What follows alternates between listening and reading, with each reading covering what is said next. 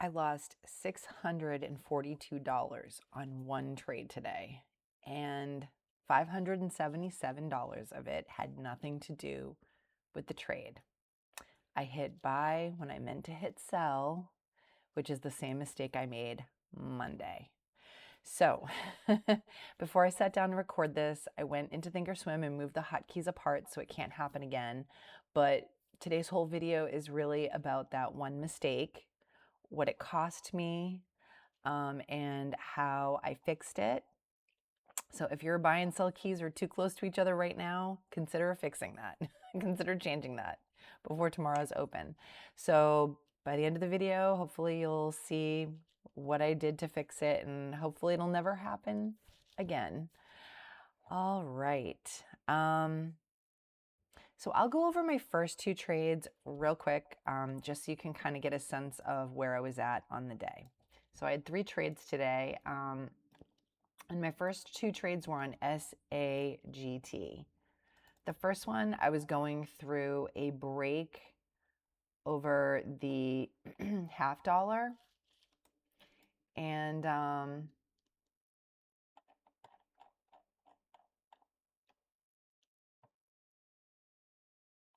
so you can see here, you can see here that it did break over 250.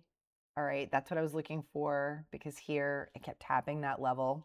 Okay, I got in here and it rejected, and I got out at my stop, before my stop actually. Okay, so my stop was, I was risking 10 cents a share because it wasn't a bull flag pullback, so I didn't have a predetermined stop. So I said, okay, 10 cents a share, and I got out. Not great, but I followed my plan. Okay. The next one was also on SAGT. I thought I had really good news. Okay, so this one was a bull flag pullback. Now, to kind of set the stage, one of the other mistakes I made today was I was experimenting with taking the MACD off my chart because it's a lagging indicator. I didn't like it. This particular trade, the MACD was red, and if I had had the MACD on my chart, I wouldn't have taken it. However, I didn't think it was really a terrible entry. I got in high. I got in a little high, but I was waiting for the volume confirmation here, okay? And it rejected, and so I got out just a little bit after my stop. But again, not great, but it was pretty much following the plan. So at this point, I was down two trades. I was down about $100, and my max daily loss is $150. So I was like, if I take another trade, it's possible I could be out for the day. All right, so that is where I was at when I went to take this third trade on AXIL. Okay, so AXIL, it was a bull flag pullback. All right, and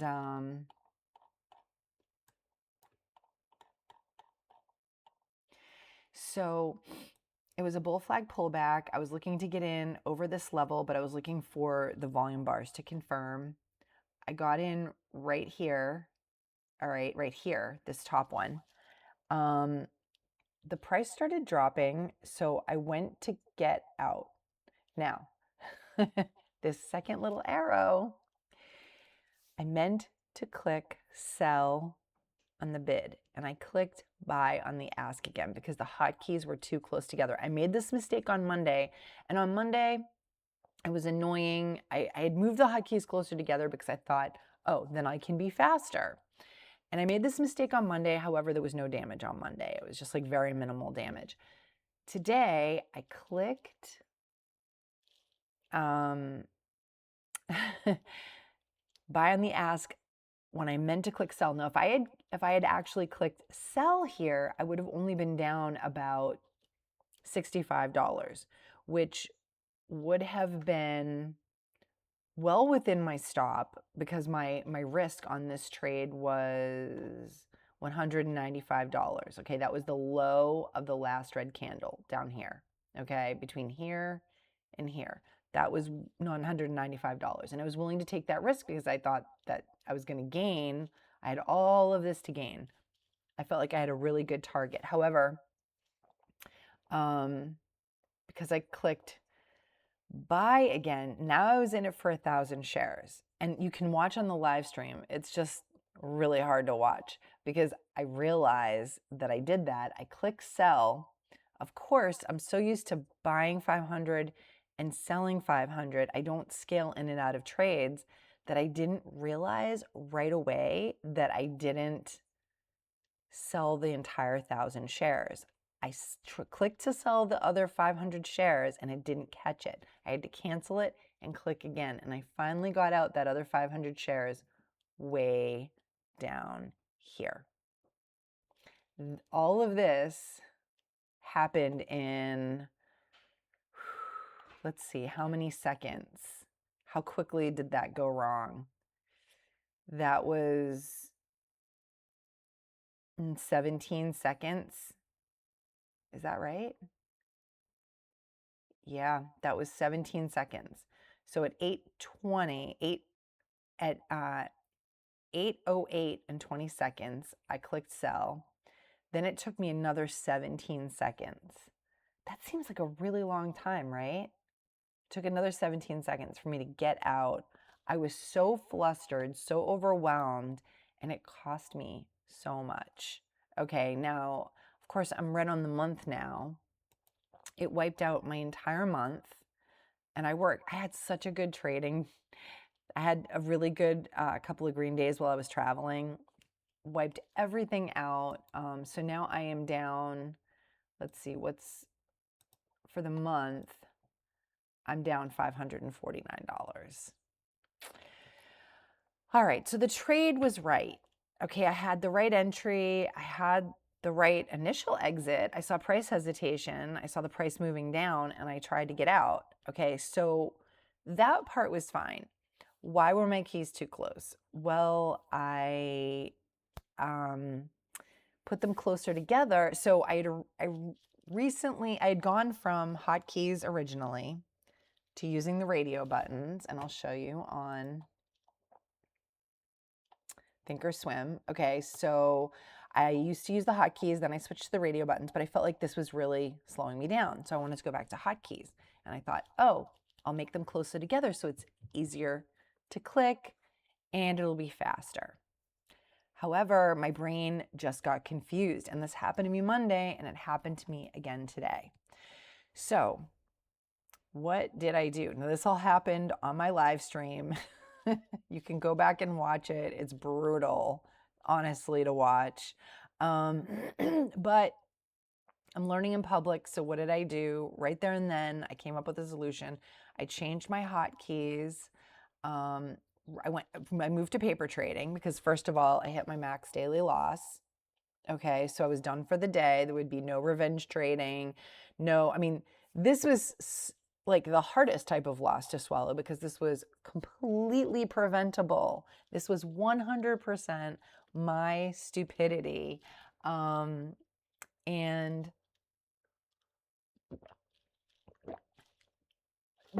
believe you me, I wanted to revenge trade and make my money back. Okay, but I didn't. I moved to paper trading. And I changed my hotkeys back to similar to where they were before, further away, something that was easier for me to do. And I also, so I would have, not make that mistake again. And then what I did was, once the market opened between 9:30 and 10 a.m. Eastern Standard Time, I just practiced the hotkeys in the simulator over and over and over and over. Okay, so that I would be ready for tomorrow. And yeah, this was pretty brutal. So, there's no way I'm going to recover. It's possible. Anything's possible with trading, but I highly doubt that I'm going to recover my month tomorrow. That would mean that I would have to make $549, and I'll probably be reducing my share size.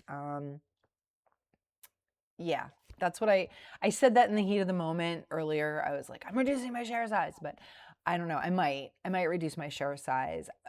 This wasn't, this was a mechanical error. that I am fully responsible for, but I didn't make it wasn't an error in judgment. Okay. And I don't think that I'm emotionally, I mean, I'm upset. Don't get me wrong. I'm extremely upset because what is my number one goal for doing this? To make money. That's why I'm here, right? To make money. And I didn't make money today. I lost money. I guess the good news is I won't owe taxes for this month because I don't have earnings. But also, the good news is that the mistake is fixable. And it's a mistake that I know what I did wrong. Sometimes we make mistakes and we don't know what we did. And we don't know that we made a mistake even, so you can't fix it. In this case, it's extremely clear what my mistake was. It's extremely stupid, but it's clear and it is fixable. So I will be trading tomorrow with my improved hotkeys situation. Kind of as a side note, taking MACD off my chart really flustered me. I was experimenting with that because MACD is a lagging indicator. And I just didn't feel right about it. When I took the 20 EMA off my chart, I was okay with that. I don't know, I really missed having it on my chart, and I think that flustered me as well. If I had had MACD on my chart, I would not have taken the second SAGT trade. So, and it wasn't a bad trade, but you know what I'm saying? Like if I had had the MACD on the chart, I wouldn't have taken that trade. So I wouldn't be down that 60 bucks. So, trading is often more about what we're doing wrong than what we're doing right, I think. Now, my weekly goal was to work on my exit signals. And I think that I didn't really get a huge chance to work on that today, okay? Today was kind of a nightmare as far as that goes. So hopefully the rest of the week I'll have a chance to do that. However, on the first two trades, I did work on my exit signals. I mean, especially the first one, I didn't even get out at my full stop because I was able to get out beforehand because I saw some price hesitation. Okay, so I guess that's a wrap for today. Oh, it's a real bummer, but I'm learning in public. I'm a new trader. I'm taking you along from the journey. Please learn from my mistakes. If you're using hotkeys, practice them in the simulator. If you're trying a new strategy, practice it in the simulator. I guess in my mind, I was like, well, I did hotkeys before, so it shouldn't be an issue. But because I had changed them, it was clearly an issue.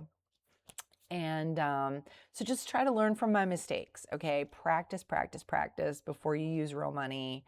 And yeah, that's pretty much it. So I will post later on today a video about like a recap of my traveling and trading experience because I did learn a lot from that experience and I'm excited to share that with you guys. And tomorrow I will be back at 7 a.m. live streaming and let's see if we can make some progress on working on my exit indicators and let's see how I do with the hotkeys tomorrow. All right, guys, trade smart.